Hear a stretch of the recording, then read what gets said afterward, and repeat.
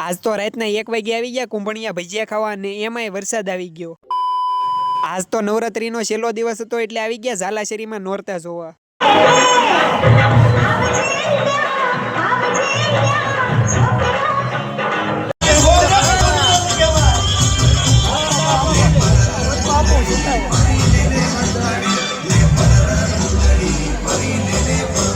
ઘડીક જોયું તા ધીમો ધીમો વરસાદ ચાલુ થઈ ગયો એટલે હાલો વરસાદનો ખોટો પલળવું નથી ને હવે નીકળવી ઘર તરફ। કેતન તો ઊભો રહીને થાકી ગયો એટલે બેહી ગયો હેઠે। જયદીપે ગાડી શરૂ કરી એટલે નીકળી ગયા ઘર તરફ।